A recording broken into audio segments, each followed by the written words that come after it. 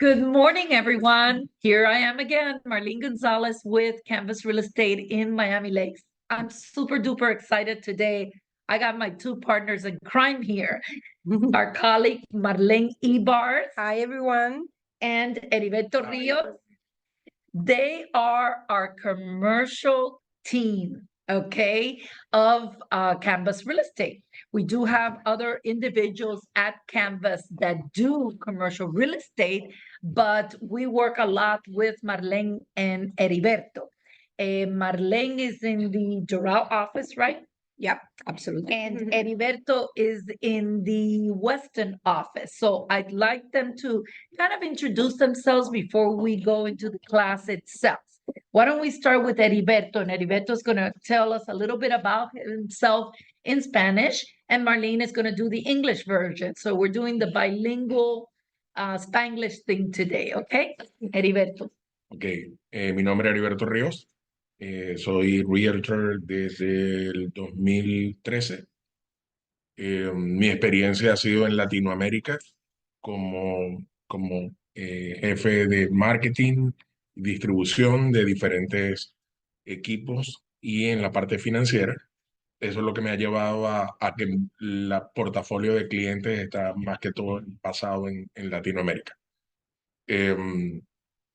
Entré a Realty World antes de Canvas con Ernesto y desde ese momento he estado desarrollándome en la parte comercial.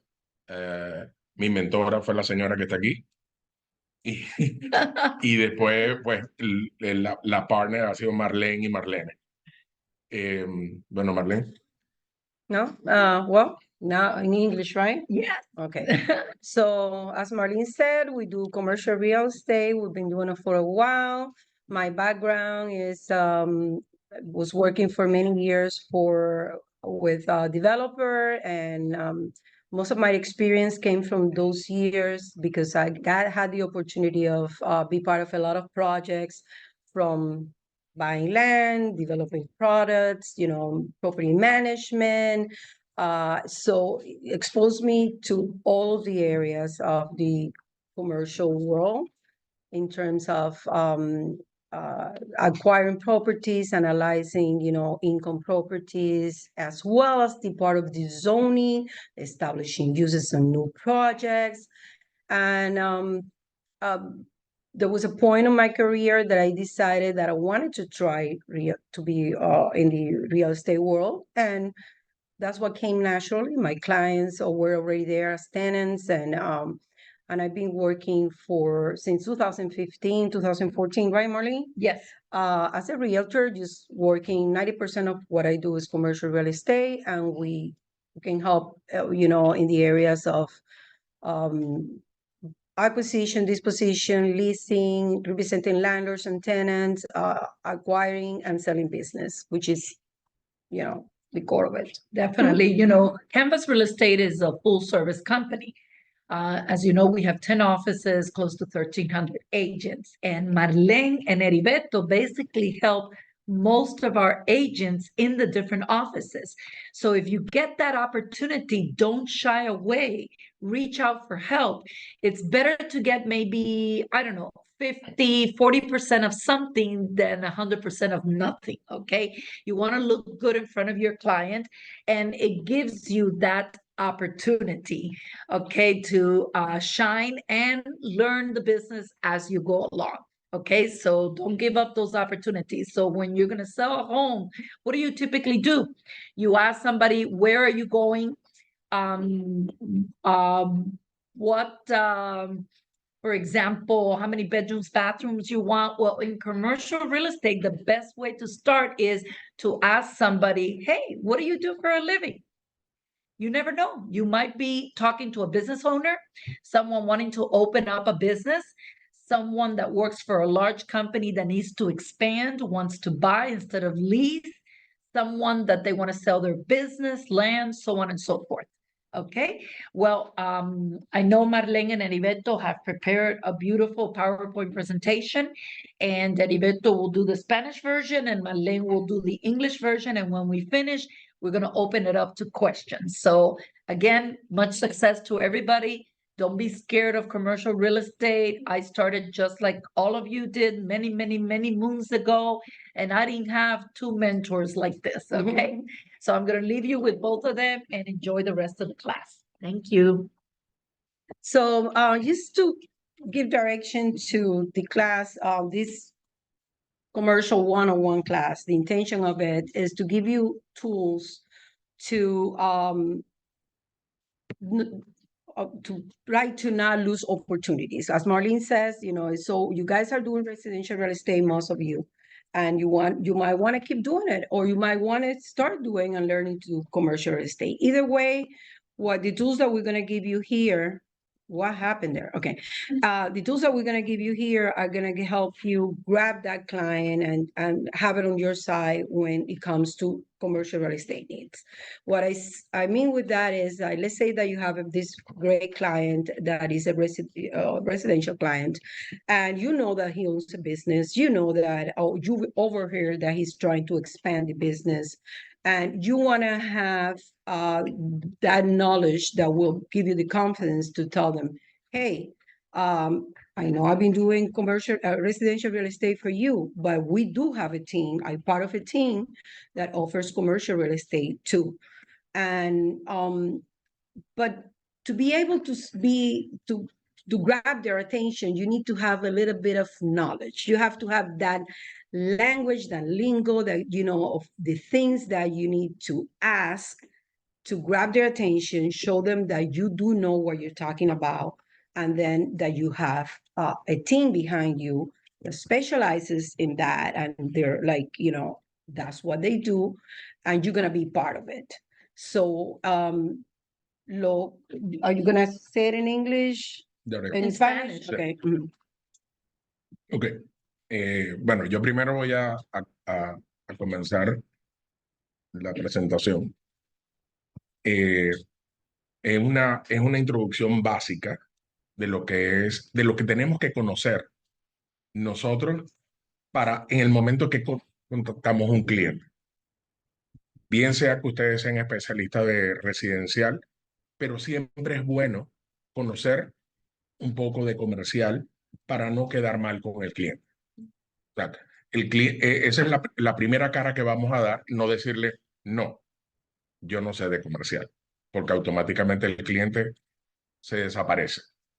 Aquí es captarlo y después, dependiendo cómo ustedes vayan y cómo sea el negocio, ustedes pueden buscar, decirle, mira, yo trabajo con equipo comercial y nos puede buscar a nosotros como asesoría o nos puede buscar a nosotros para trabajar juntos. Pero ya tienen la primera buena impresión del cliente de ustedes, de que saben. Entonces, aquí vamos a introducir los puntos básicos que un realtor debe conocer para comenzar esa relación con el cliente. ¿Qué debemos conocer primero? Si quieres, tú dices, o empezamos una vez aquí. Ok, ¿qué es lo primero que tenemos que identificar? Es qué es comercial. ¿Qué es comercial y a dónde comienza la fase de comercial? Definitivamente el residencial, hay una unión, es un multifamily de 4 unidades, de más de 4 unidades automáticamente es considerado comercial. Pero cualquier producto que sea negocio, tienda, warehouse, terreno, alguien que vaya a montar un negocio es considerado comercial. Eso es básico para todos conocerlo. Yeah, I mean, in terms, he was trying to explain what is considered commercial and when the line switches from residential to commercial. If it's more than 4 units, it's commercial. And if it's less than 4 units, you can use the residential contract and treat it as the residential transaction. But I like to say in my experience that even in a fourplex, it will benefit to have a little bit of information or, mentoring or some kind of access to a commercial real estate agent, because there is some components like, the leases that the tenants that live there have, and things like that that you want to be aware of to protect your client, because the basic here is that, and you want to make sure that your client gets into something that he's going to be happy with it, that he's not going to call you like a year after and say this is a nightmare. And that's why, even if it's a fourplex, you might benefit in having some kind of mentoring. And besides of that, anything that you use to conduct a business, if it's a warehouse, if it's an office, if it's a showroom, everything is commercial. And the main categories are those: retail, industrial, which includes light manufacturing, maybe no manufacturing at all. It's just distribution or light manufacturing. And then you have showrooms and you have offices. And that's when, and we later on in the presentation, we're going to touch that, because everything has to do with zoning, how the place is zoned. It will dictate what kind of use can be conducted there. And that's extremely important. And that's, you as a realtor should be knowledgeable of it and should be aware of it. You don't want to be getting your client into something and into a lease and then find out that they cannot do the business work that they lease the space for. And that's one of the main things. Y lo complejo de comercial es que cada uno de los rubros tiene subcategorías. Ahí es donde hace comercial difícil. Un cliente quiere un warehouse. Tú dices un warehouse de 2,000 square feet, pero de 2,000 square feet hay muchísimas variedades y podemos presentarle al cliente algo que no quiere, en lo que no necesita. Automáticamente perdemos la credibilidad del cliente. Por eso se hace complejo. Y cada una de los rubros tiene características legales distintas, búsquedas distintas, usos, códigos, todo distinto. Eso es lo que hace complejo comercial. Y es por eso que el tema de dar ideas básicas es para que no estemos perdidos. Yeah, and I don't want to say, I don't want you guys to be scared of commercial. Anything can be learned. I mean, it's not nothing that everybody, we all can do commercial. It's just that there is a little details that are not present on the residential that are on the commercial, and there is a process to learn it. But once you learn it, you know it, and it's nothing that you can all do commercial if you decide to get into it and learn it, Básico. Aprender de la terminología. A veces solamente conocer un pequeño detalle, hacerle una pregunta al cliente de algo o escuchar algo que el cliente, hay que recordar que el cliente ya es un industrial, el cliente ya es un negociante, ya es un hombre o una mujer de negocio, entonces ya sabe mucha terminología. Muchas veces nos puede decir algo en su búsqueda o en su necesidad y ya uno sabe, por lo menos si no hemos trabajado, saber de la terminología. Nosotros le vamos a enviar a Marlen un glosario donde están todos los términos comerciales para que lo distribuya en el grupo, para que todo el mundo esté familiarizado con la terminología. Aquí usamos un ejemplo de algunas cosas que regularmente se hace tanto para renta comercial como para compra de negocios y compra o negociación en general comercial. Es una carta de intención, letter of intent. Es muy normal escuchar esa palabra, pero así como todo es como muy estándar. Aunque estemos hablando en español, la terminología siempre es en inglés en comercial. Entonces siempre vamos a utilizar la palabra LOI, due diligence, phase one. Tenemos que saber toda la terminología, eso son una serie de ejemplos, y tenemos más o menos que saber que ir conociendo qué es una cosa y qué es la otra, porque inclusive en las mismas búsquedas puede aparecer algo, estamos buscando un local comercial y dice Vanilla Shell, y ahí está puesto en el listing, en la descripción. Si no sabemos qué es Vanilla Shell, no sabemos qué le vamos a decir al cliente si le pasamos Mira, te conseguí un local en el Doral, Miami Lake, 2,000 square feet, retail space, como tú quieres, y es Vanilla Shell. Entonces, ya va, pero este es Vanilla Shell. ¿Y qué cosa es Vanilla Shell? Entonces, es como entrega el local, digamos en español sería obra limpia. O sea, lo tienes que hacer. Pero obra limpia quiere decir que tiene las Bueno, paredes. yo la verdad que no sé lo que obra limpia quiere decir. Pero Vanilla Shell means que ya tiene los dry walls, no tiene que tener el piso, pero ya tiene puesto los dry walls, ya tiene puesto el aire acondicionado y ya tiene hecho los baños. Entonces, eso es un Vanilla Claro. Shell. Está Si shell. estamos hablando de un raw shell, entonces no vas a tener vas a tener las conexiones o los hookups for the bathrooms to come and do them, they're there. Vas a tener las conexiones, pero no lo vas a tener hecho. Exactamente. Algunas personas sí prefieren tenerlo en raw shell, because what they're going to do, lo hacen a su gusto, o a lo mejor algunos usos específicos, un dentista, exacto, dependiendo del business que vayan del negocio que vayan a conducir, es lo que es. Lo más importante, y que es difícil cambiar para inglés y español, porque no sé si, I don't know if podemos averiguar si hay Sí, gente hablando sí. que no hablen español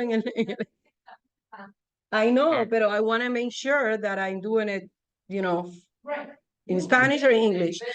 Yeah, the importance of this knowing what these things means, and we're gonna give a list with everything is a lot more than that, is again to kind of be familiar with the language, and we have colleagues of ours all the time that they call us and they say, we're trying to find an office for a client and we start looking for it and we found this space and now they're telling me to prepare an LOI. What is that? You don't want to be, it's very easy to learn and but it's very important to know, at least to have, and we're here, you can forget about it. You can call us and say, hey, what is that? But at least to have an idea.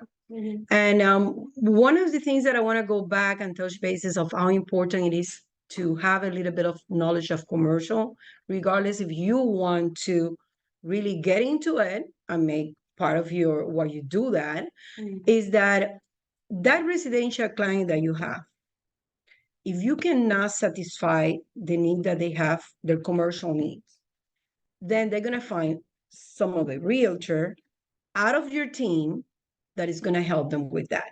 That realtor is going to try to get the residential business as well, either for somebody in their team or for themselves to do, because we do residential as well. So that's why it's so important that you guys really learn a little bit. So you can say, no, that's fine. What is that you're looking for? You're looking for industrial? Do you need manufacturing? Is it retail space? Does it have to have exposure? The things that you normally first ask when you're trying to get a commercial client engaged. You need to know that, and then you pass it on. And then you learn. And, later on, you're not going to have to pass it on. You're going to be able to take care of it. So that's what we have here now is basically what we're talking, the main categories of commercial real estate, which are retail, offices, multifamily starting with 5 units, industrial, could be light manufacturing, it could be distribution, could be heavy manufacturing, land. And then you have shopping centers and multi commercial spaces. And then you have businesses. Businesses is a category by itself. And it's something that you don't even have to have a real estate license to sell or buy businesses. But you really need to have the knowledge.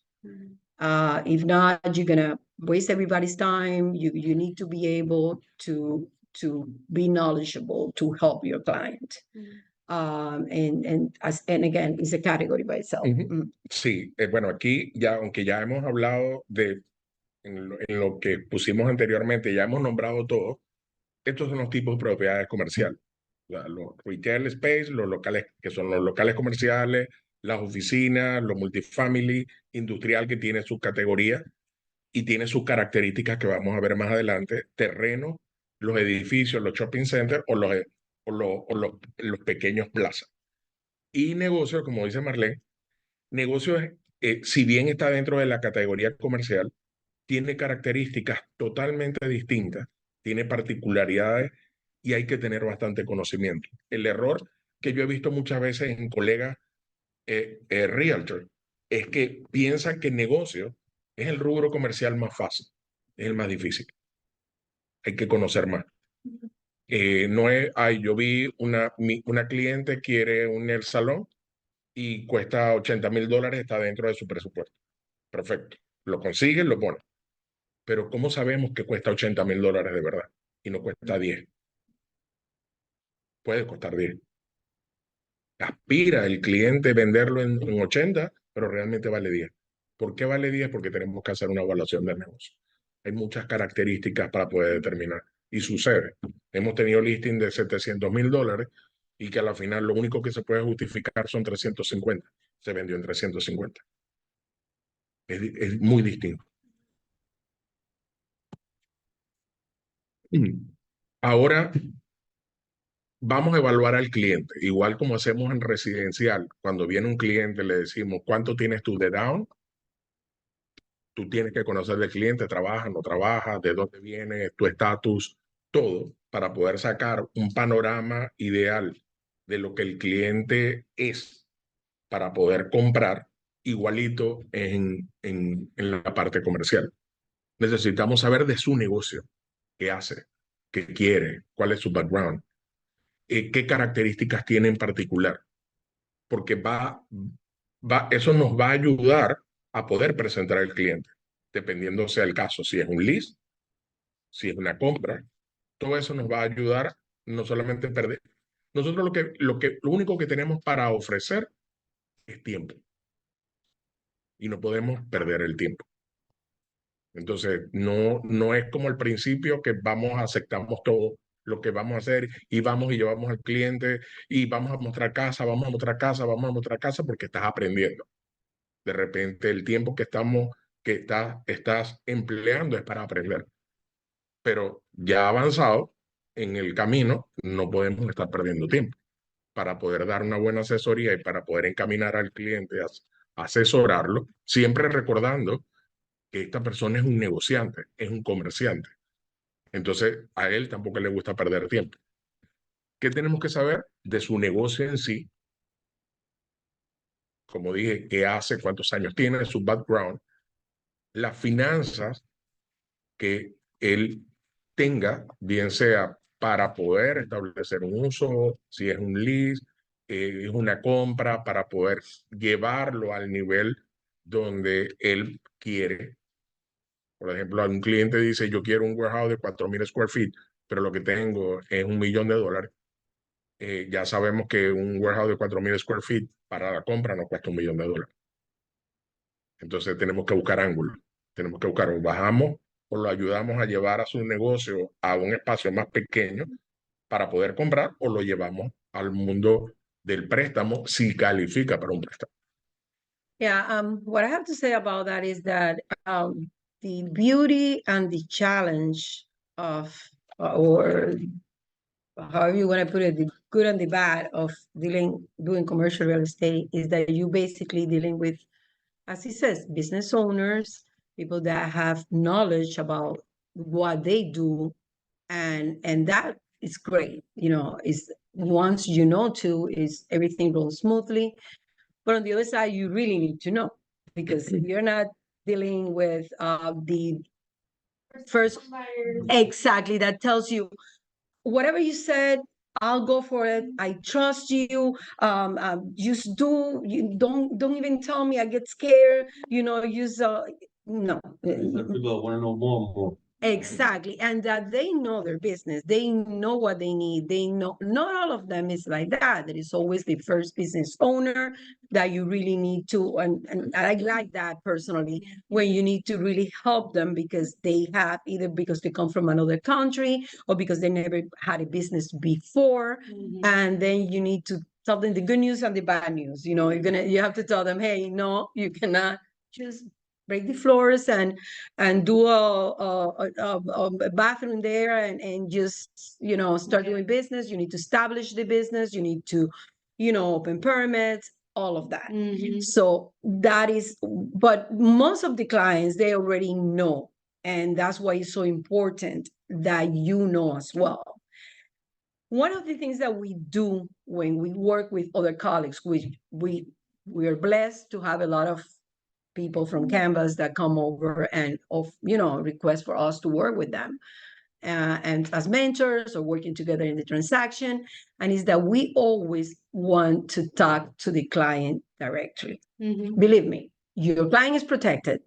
We do have a document that we use, which is the referral agreement. And then we have personal references from everybody in Canvas that we never had an issue with any of our colleagues because of going directly to the clients without them knowing, or them trying to sell them a house or anything like that.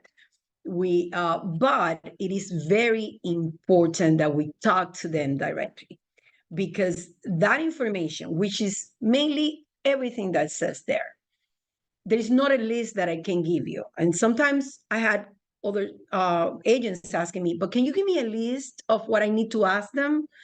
And it's not really like that, because the list is becoming as you talk to the client. And one answer is gonna create a amount of questions that otherwise you wouldn't have to ask. And it's very hard to do that. So it's very important that we can assess the needs of the client, that we can assess if in reality it's a good client, somebody that we want to work with, and to be able to serve them. So we don't want you to ask all these questions unless that you already have worked with other, transactions. But we want you to be aware that that's more or less what we need to know when we talk to a client. Sure. Do we need a separate license for commercial, or can we? You don't need a separate license. We do have a commercial membership that you can benefit from. It has a little bit extra that you pay, with the membership. Marlene can talk about that. Yes. And it is recommendable because we have other, there is like some listings and engines of searching available to us that you can benefit from. Right. For example, you have a membership with the Board of Realtors, okay? Now, you can call the board and ask the board that you'd like to get a secondary membership for commercial. It is $75 a year. If you join now, since we're almost at the end of the fiscal year, which begins July 1st, it'll probably be maybe $35, $20. And then when you renew your board dues, they Automatically add it to it. So you're connected to the corporate world, okay, of commercial brokers. You get access to the commercial MLS. You get access to something called member to member. It's member, the number 2 member. So commercial. it's M2M, but it's member to M. Okay, and M2M sends you alerts every day of commercial properties that are come on the market or off market properties, and we'll talk about that as well later on. And if you're looking for something specific, you can send an email blast to everybody, okay, in the group, to see if they have something in their inventory. I'll say it in Spanish really quick. And on the other side, if you have a listing, even though you can see it's available in the MLS, but it does help when you can put it out there. And it happens to us all the time. And we say, Marlene, this come out, it was already in the MLS, but the fact that you have that capability of flash it in the face in the morning. I have a warehouse for lease, it helps. Right, I have a client looking. Right, I have a client looking for a second generation restaurant with the following criteria. Please send me information if you have something that matches. Okay, I'll say it really quickly in Spanish. Para unirse al board comercial, el board Miami Association of Realtors, por ejemplo, tiene la habilidad que pueden tener una membresía secundaria con el board, son $75 al año, ¿ok? Eso le facilita el acceso al board comercial, a una cosa que se llama member to member, que se comunican todos los brokers comerciales. Diariamente mandan varias veces al día propiedades comerciales que acaban de entrar al mercado y propiedades comerciales que están mercadeando, pero off market, Fuera del mercado. fuera del mercado. Y si están buscando un restaurante para un cliente, o otro cliente que necesita un galpón, o otro cliente que busca un terreno, o acabas de conseguir una propiedad comercial y quieres mandarlo, avisarle a todo el mundo, de repente alguien se interese, que aunque la propiedad está en el MLS, pero de repente en ese momento no están buscando ellos activamente, pero les suena, yo tengo un cliente para esto, Marlen y yo y Heriberto nos pasamos el día entero, ¿viste esto que salió? ¿Serviría para fulano de tal? ¿Qué tú crees? Vamos a investigar, etcétera, etcétera. Si llaman al board, ahora le costarían quizás $30 y el 1 de julio, cuando renueven su membresía con el board, se lo agregan y son $75 al año. Y les voy a decir una última cosita. En el sur de la Florida hay más de 70,000 realtors licenciados. No todos practican día a día, pero hay como 3,500 brokers comerciales. Quiere decir que hay menos competencia, por lo menos de los que pertenecen al board of realtors. No estamos incluyendo los power brokers, ¿ok? Que son las compañías nacionales, internacionales. Bien rápido en inglés, se lo vuelvo a pasar a Marlen y a Heriberto. In commercial real estate, excuse me, in South Florida, we have about 70,000 licensed realtors. Not everybody practices day to day, but we do. But in commercial board belonging to the Miami Association of Realtors, there's only about 3,500 commercial brokers. So you don't have a lot of competition in commercial. The only exception to that are the power brokers, the big companies like Douglas Elliman Commercial, Cushman and Wakefield, Avison, Marcus and Young, Militia, Marcus and Millichap, CBRE. Collins International. Those mega brokers, those power brokers do not belong necessarily to the MLS. They have their own websites and they handle their own customers. So you have to connect with the commercial world and know whose door to go knock on to find something for a client or to promote your listing. Yeah, because there's some listings, I guess what she's trying to say, there's some listings that never make it to the MLS or anything like that. But when you do have the connections and you've been doing this for a while, then you can reach out. You have a client and you know who you have to reach out and find out, hey, do you have anything? I have this client. Do you have anything that, is looking for? And then you will have access to those listings that are not otherwise advertised. I have a question. It might be a dumb question, but No question is dumb. There's no doubt. with residential, we have for sale by owners. Do you ever have the instance where somebody owns a commercial property and they're trying to sell it on their own without an agent, or is that illegal? No, it is not illegal. I mean, you can sell the property. But if you're gonna use it, you cannot. Okay, if you don't have a license, you cannot. The question is, if it's sell by owner, commercial sell by owner, yes, you can do it. You can do it. So there are people trying to sell. Not really, I mean- because it's always, you always have to get a realtor involved and for sure an attorney involved. But it could be done, right? What do you mean? Someone's selling directly? Yeah, Yeah, For sale by owner. but absolutely. yeah, Commercial. Yeah, Oh, yeah. absolutely. we see Isn't that- them but all the it's- time. yeah, see, exactly. Now, the fact that there's no listing per se, you can approach them to see if they will cooperate with you and pay you a commission if you bring them forth a willing and able buyer, just like in residential. Same thing, exactly. En otras palabras, una persona puede vender una propiedad comercial directamente el dueño. Ahora, si queremos presentarle un comprador, debemos tratar de acordar qué me vas a pagar si te traigo un comprador y documentarlo. para Hacer que un te- commission agreement. It's the same Sí, as es lo mismo que residential. decimos siempre. Yeah. Lo que ya conocemos del cliente, ya tenemos características de lo que el cliente necesita y está buscando. ¿Dónde buscar ahora? Tenemos varias herramientas para buscar y varias herramientas para ir usando. Por supuesto, el MLS, y aunque no tengas la membresía de comercial, en el MLS normal está la parte comercial. Está com, ahí vamos a ver todas las propiedades comerciales, tanto para la renta como para la compra, y está distribuida. El MLS no está configurado para hacer un MLS comercial. Está configurado como un MLS residencial, lo que hace bastante difícil hacer una búsqueda. Pero tenemos la herramienta. Todos los realtors que ponen en el MLS sus propiedades, las ponen en el MLS. Es más trabajoso. Tenemos LoopNet y CoStar, que ya son comerciales. Ya la búsqueda ahí es mucho más fácil. ¿Ok? LoopNet es gratis, tiene sus características. CoStar no es gratis, hay que pagarla. También tiene sus Y muy características. cariñoso que cuesta. la Está Crexi, membresía. una de las que ha entrado últimamente.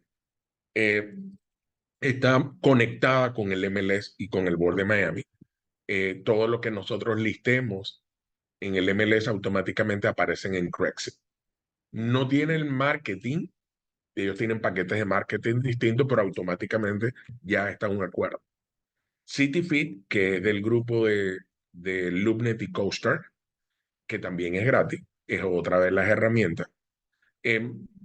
Las más fiables son LoopNet y CoStar, porque son las que tratan de actualizarse más. No es como el MLS. El MLS siempre está actualizado porque tenemos penalización o penalidades si estamos cometiendo algún error. LoopNet, CityFeed y todas las demás no tienen penalidades para el realtor. Entonces hay veces conseguimos muchos listings que ya se rentaron hace tiempo, se vendieron hace tiempo, pero el realtor lo tiene para captar clientes directos. Está en negocio Biz by Sell, que también es de LoopNet y CoStar, para hacer las búsquedas de negocios igual que el MLS. And okay, so all these engines are just to do searches and to arbitrage just listings as well. So Heriberto was saying a little bit about the MLS not being so friendly for commercial and it being more designed to residential. In all fairness, I think that it is now, it's being improving and improving. The problem is, and I like to mention this because you could be one of those realtors. If you get a listing of an office for sale or for lease or warehouse, and you don't, when you put your listing in into the MLS, you don't fill the correct fields on the right with the right data, then when somebody's gonna do the search, they might not see your listing at all. If they put criterias, which we most of the time we don't because of that. When we're gonna do a search, we leave it open and it takes a little bit more time, but I will be able to see those listings that were maybe entered by realtors that are not commercial, and they failed to put the size of the unit where it needs to be, the ceiling height, the type of doors, and if I put that criteria, I'm gonna leave those out. So it is very important. If you guys get a listing and you don't feel comfortable, fine, look for help. Make sure that when you're gonna get that listing in, you have help of somebody that has experience in commercial, so you will give the right exposure to the listing. And I'd like to add to that. Let's say you get a warehouse to lease or to sell, and property type is really important in the MLS. So you could classify the warehouse as office/warehouse, but you could also potentially classify it as industrial. You understand? Yeah. Or you could classify it as store/warehouse or flex space. So I always say the information in the MLS is as good as the agent. Exactly. So that's why for us, less is better. Yes, it takes us more time to research, but we find those things that somebody put it industrial, the other one put it office warehouse, the other one just put warehouse space, because it has so many classifications. So lo que dije bien rapidito, cuando uno clasifica la propiedad en el MLS, vamos a decir un almacén, un galpón, puedes clasificarlo como industrial, puedes clasificarlo como warehouse space, puedes clasificarlo como store warehouse o como office warehouse. Imagínate. Showroom warehouse. Showroom warehouse también. Flex space. So, si pones un filtro, de repente pierdes los demás. Entonces hay que saber cómo buscar. Nos demora más tiempo buscar cuando lo dejamos abierto, pero logramos encontrar cosas que no clasificaron correctamente. Y en el otro, en el otro asiento, si tú eres el que tienes el listing y no lo pones de la manera correcta, a lo mejor hay otro realtor que no va a hacer eso, de dejarlo todo abierto, and then no va a haber nunca tu listing, ¿ves? Entonces es importante saber eso. Going back to the list of, sources to advertise your listing, to do your searches, LoopNet is your client can see the listings in LoopNet. And again, we're going back to this is the majority of these clients are business owners. They're, they're resourceful and they can see the listings in LoopNet. Do not get discouraged by that. Let them do it. You're gonna have a team behind you, or you're gonna have the tools once you learn to give more than what he can find there, right? Mm-hmm. So he can say, no, don't send me anything of what you have in LoopNet because I can see LoopNet. No, he thinks that he can see LoopNet, but you are the one that knows. Once you know the product that he's looking for, go back to LoopNet, and I'm 100% sure there's going to be some opportunities there that he overpassed. Either because, again, the criteria that he put to look for it, and also because we know more or less the projects and we know more or less the properties, and he might discard something and we know that it could work for him with a little bit of imagination, getting in contact with the landlord, getting in contact with, but they can see LoopNet. They can see what is advertised on LoopNet. Mm-hmm. And then, as Heriberto was saying, Craigslist and City Feed, they're both feed from MLS too, but they're good sources as well. And for businesses, you have businesses on LoopNet too. They do have a category for businesses, and you have Biz by Sell. But there is also business in the MLS.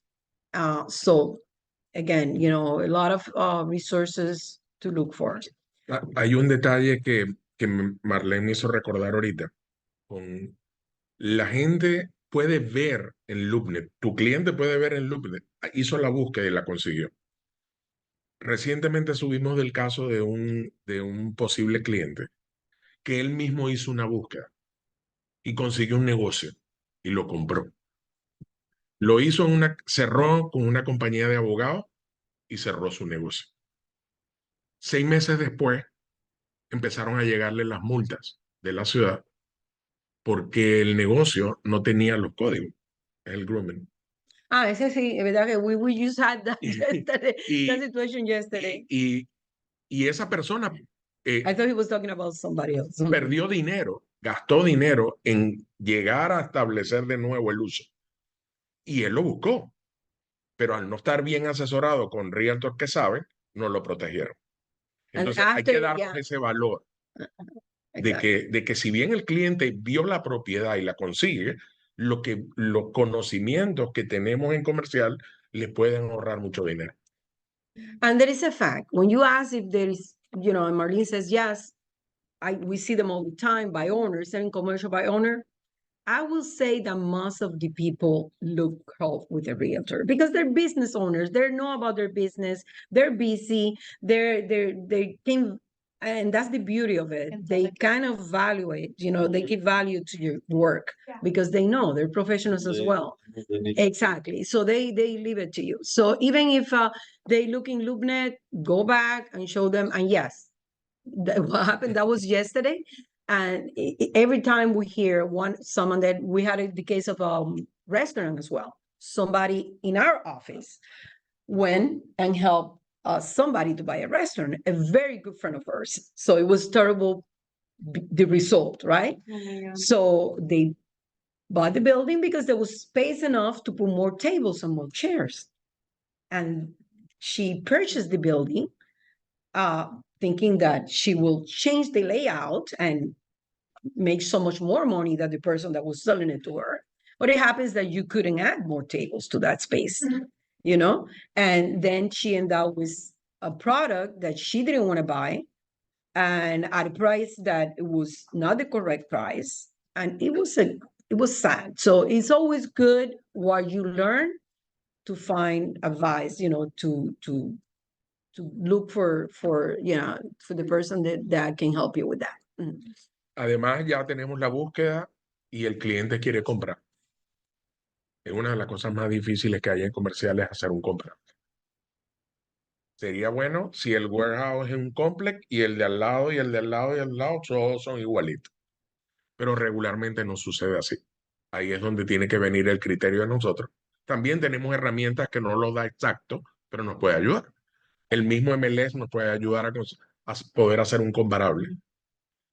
El IMAP, el mismo Property Appraisal, nos puede ayudar haciendo una buena búsqueda y ir sacando los que para tener más o menos una idea.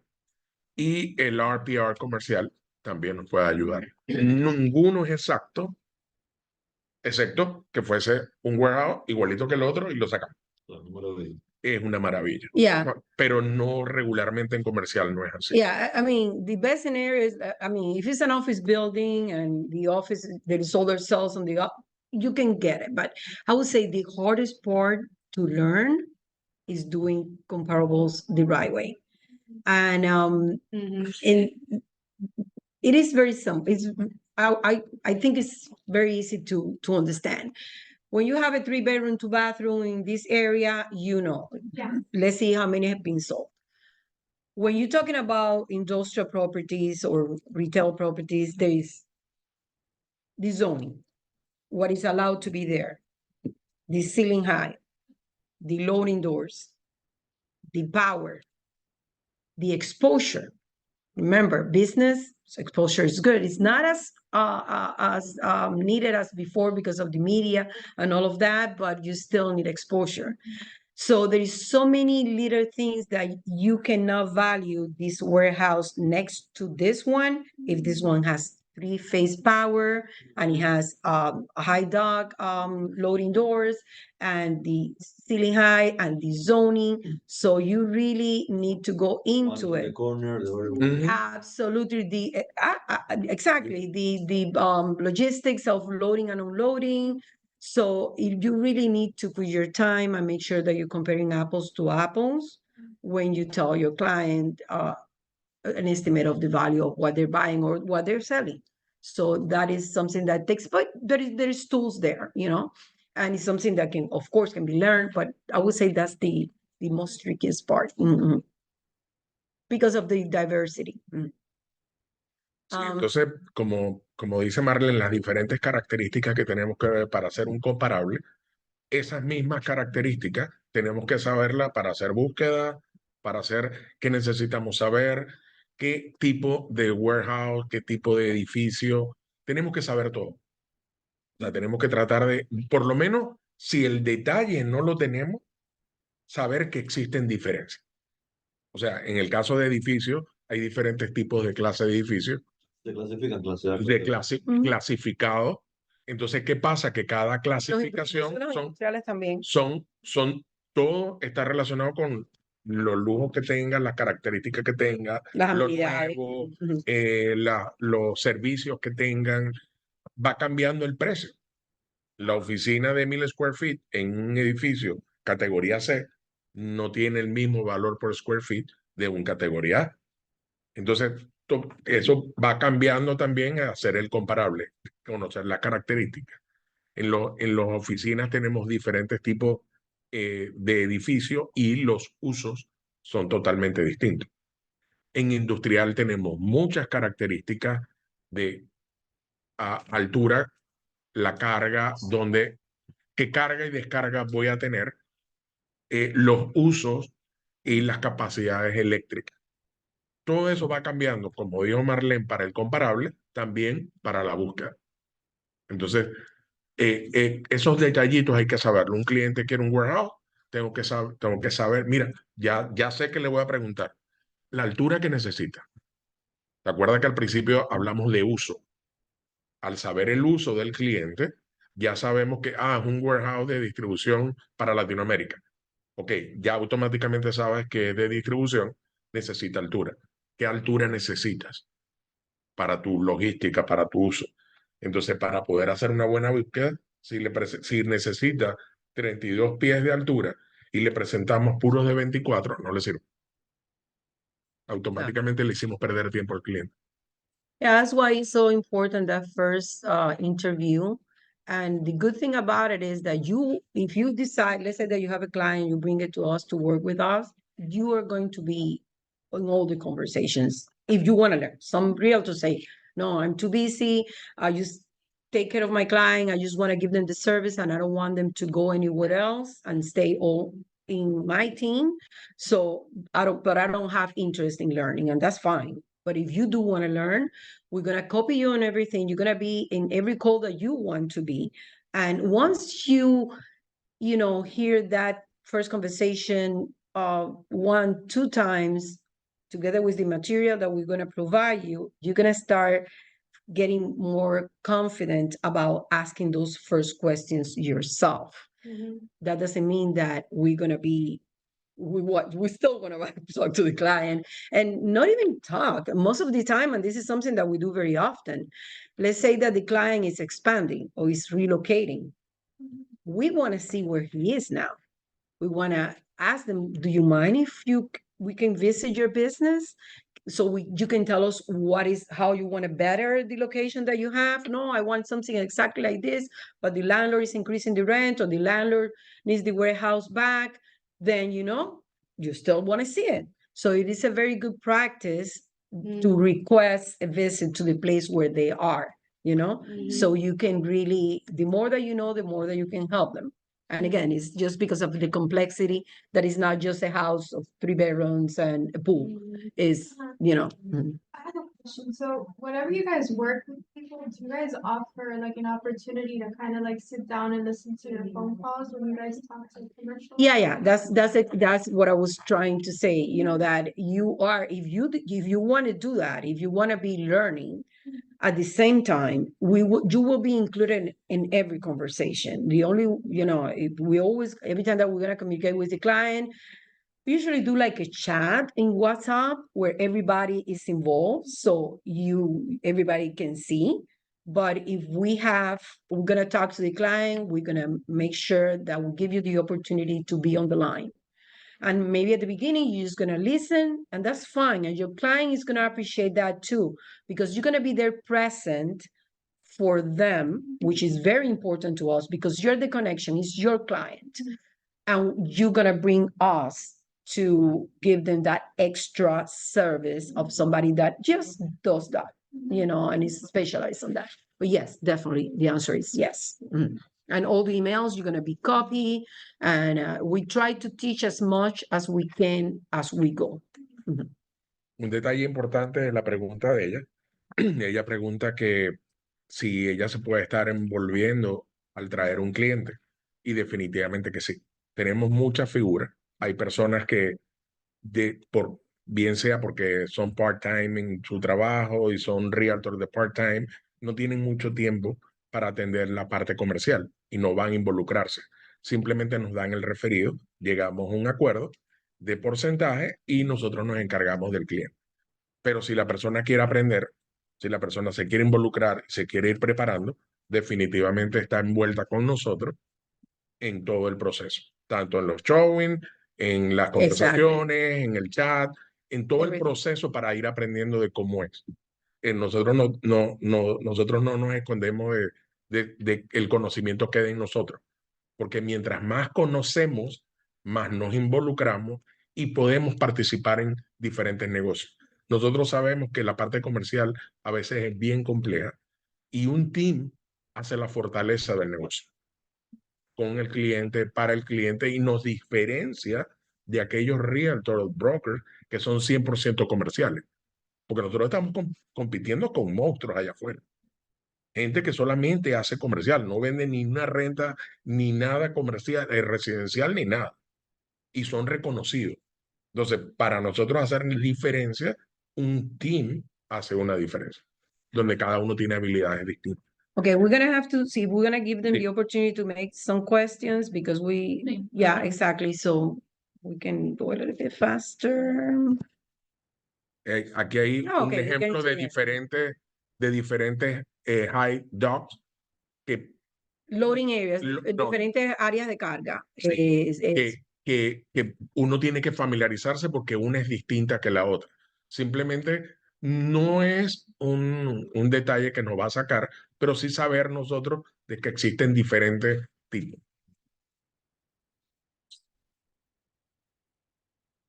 Ok, acerca de operaciones de compra y de renta, para poder conocer un poco que muchas veces en la búsqueda vamos a ver detalles que debemos conocer antes de presentar al cliente.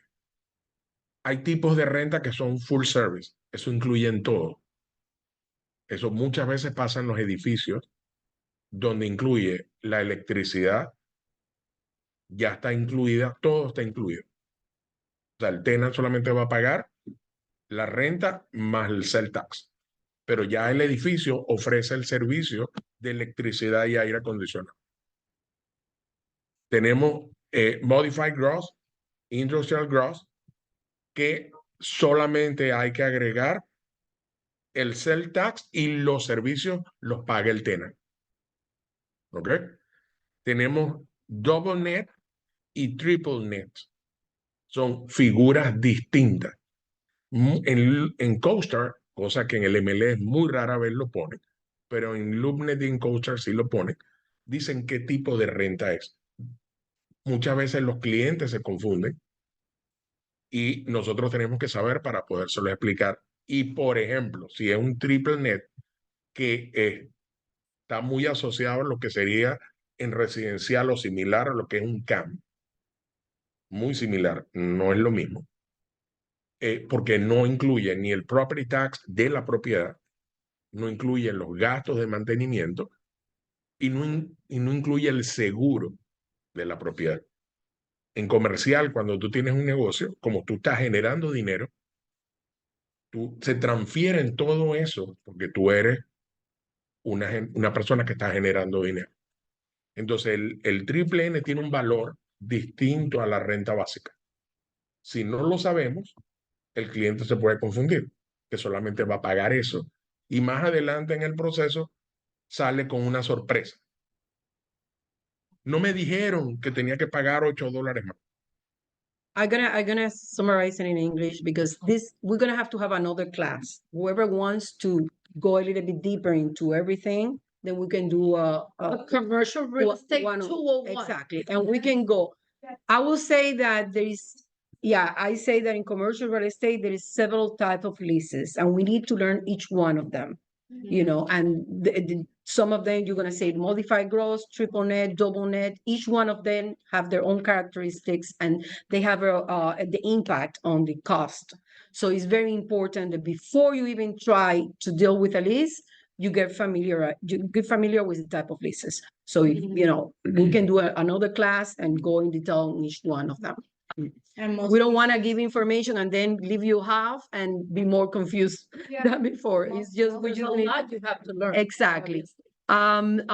Did you have a quick question, Yeah, quick Sacha? question, just for everybody, because I feel like this should be like kind of something to know to the minimum lease on most commercial leases, they normally start at like 3 years, right? Some are 1, but most are 3. Yeah, when you see one, it's mostly in office spaces. Office spaces, sometimes they're open to do a 1-year lease. Yeah. You see it less in warehouses. They usually want between 3 and 5 minimum. And it's like, you know, who wants to move a business or there are exceptions. There is exceptions or people Yeah, who some need it for a exceptions. year for, you know, mainly would be distribution. But Restaurants, one for 15 years, 10, 15 Yeah. years. Yeah, because then we need to get into the options, you know. Mhm. And that what I think we should maybe do is do, you know, a couple of other classes, and one of them could be geared to leases, commercial leases, from both sides, listing and having the tenant, and then acquisitions and dispositions, because it's two worlds that somehow collide in a way, but they're different.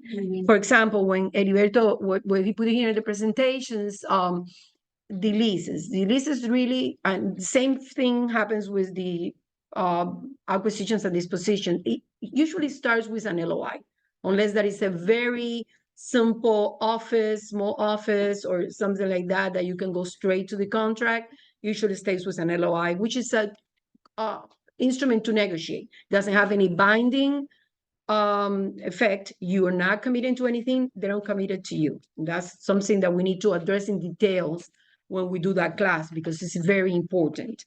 And then you go to the contract, and then there's very important ingredients of your commission that need to be structured during that process. And again, you need to go step by step what it takes on that. And the same way on purchase and disposition of commercial real estate, you do have.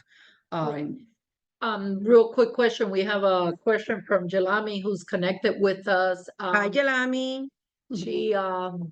She has a gymnastics that that we're working on. What type of property contract would that be? In other words, what would it be classified, since it's a gymnastics place? Okay, so that's when we get into the world of the use. Okay, so you have 2 layers. To put it simple, it could be 4 layers, but you have 2 layers. You have the layer of the zoning by city and by county that will regulate if you can do that type of business there or not. And then you have the landlord. The zoning could be suitable for it. And then you have the landlord that says, I don't want that use there. So or vice versa. Or vice versa. The landlord says, I have no issues. Yes, of course, this would be ideal for that. And the city says, no. So you really need to get very familiar. There is resources out there, very easy to benefit from. Like every city has a Munich code website where you can go and basically look, depending on the use, what kind of zoning do you need, okay? But we always finding solutions, not creating problems. And we always want to give that added value to the client. So let's say that the zoning is not suitable and the landlord tells you, yeah, but I'm fine with it. We need to do the extra step. We need to contact the city authority, see if there is a easy way to do a variance of zoning or an exception to the zoning. It's a little word about the zonings. The zonings are sometimes, the uses are sometimes permitted by right, meaning that you have the right to do it, but there is other columns there that you're going to see that are by exception, that are by variance. So there is a lot you can do if the zoning is not, and I know it seems like a lot, but it's not. But it's something that you need to be very conscious about it. So answering to Jelami, for that type of business, one of the challenges that you have and why usually you need to be in a retail scenario, in a shopping center or a freestanding building, stuff like that, is the parking. And the parking is really well connected to the zoning. So you have the zoning requirements and the parking requirements go hand in hand with the zoning. So yeah, maybe you have this warehouse that is perfect for that use.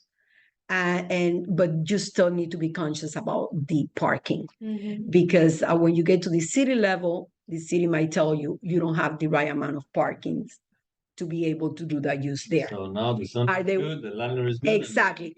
Are there ways to work with that? Yes. The answer is yes. There is ways to go around it, and sometimes you'll be successful and sometimes you won't. But it's always good to try and offer that to the client, okay? But yes, I don't know if Jelami, if I answer your question. I wanted to know more or less, like, would it be considered an industrial, or would that be considered retail? Like, yeah, the problem with industrial again is the parking. Like we had a listing last year on on a complex that is on 25th Street Northwest and 76. And they have so much parking there that they allow that type of business. You can have a gym, you can have, because there's so many, when they did the complex, they did the ratio that they did between square footage and parking was so above the limit that they can do that. So the answer is, it depends of which one, which industrial, you know? And in every city have their own thing. There's some cities that have regulations already, which incorporate street parking to the equation. So if street parking is available, then that kind of give you credit towards the amount of parking that you need. So unfortunately, there is not a straight answer to that, Yelamis. I will say you need to make sure that before you offer that to your client as a possibility, you do the homework.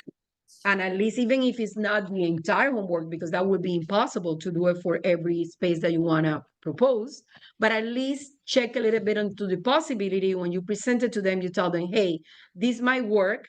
If you like it, we're going to have to further investigate on zoning and parking regulations before we get you committed to it. But, but at least to do the first.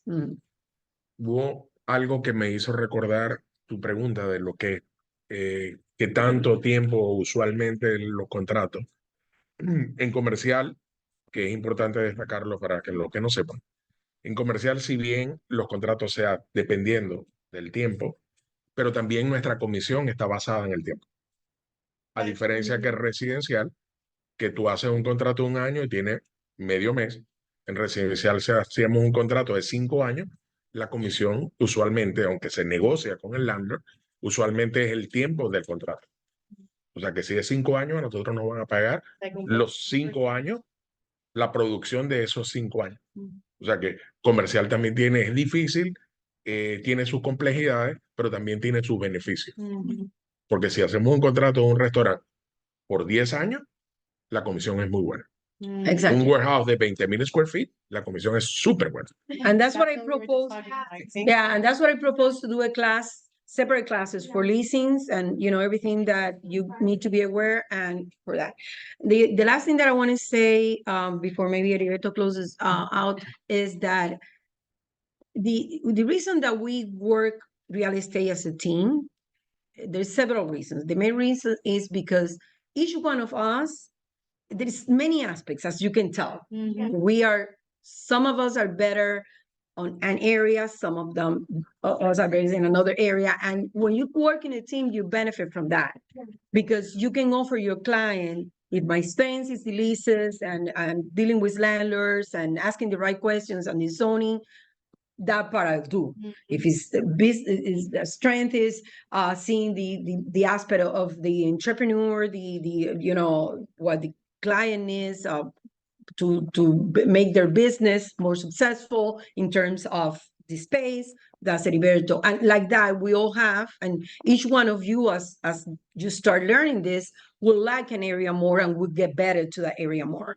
And that's why. The other thing, sometimes commercial properties, deals, I'm trying to speak fast because I know we're out of time, but commercial deals take longer, than what you want to. The bigger, the longer that it takes. When you development, we have a listing that it's a land development, it's been, the due diligence extends, and you want to be able to be working with many deals at the same time. That's what we want you guys to learn, because the ideal situation is that we're working a little bit with each one of you. We have 5, 10, 15 deals going on, and they will be closing, exactly. So yes, we would love to have a team, people that know about the commercial real estate. And the last thing for sure, if you have any issues, you're interested in that membership for the commercial real estate, and you have any issues, let me know, because sometimes it takes for us to send an email. You guys have business cards? Yeah. We do. And we're going to send you this presentation, and we're going to send you all our contacts. And again, if you have a problem and they don't answer, we can write directly to the commercial division of the association, and they will send you the link to the membership. Great. For your time. Awesome. That was a fabulous class that we just finished having. And I, yes, invite you back for commercial real estate 201 and 301, right? Yeah. Okay, perfect. Okay, so can we unshare and I'll say the goodbyes and take the recording off? Okay, thank you, everybody. Thank Thank you, you. Heriberto. Well, Thank you, Marlen. No, thank you guys Muchas for. gracias a todos y como acabo de decir, ellos van a regresar y hacer una clase de segundo y tercer nivel, ¿cierto? Pero mientras tanto se presenta una oportunidad, llámenlo y traten de ver en qué capacidad pueden trabajar junto con ustedes. Bueno, hasta la semana entrante nos vemos. Ya Bye, bye. último Yes. día de enero, ¿vieron eso? Yes. Yeah. Los días But it was a pasan. good, it was a good January. ¿Saben Very qué? active January. Very active Yeah. January, which is surprising for the beginning of the year, at least with commercial real estate. Okay. Bye. Thank you so much, everybody. Thank And you. we'll talk soon. Ciao, ciao. Thank you, bye. Bye.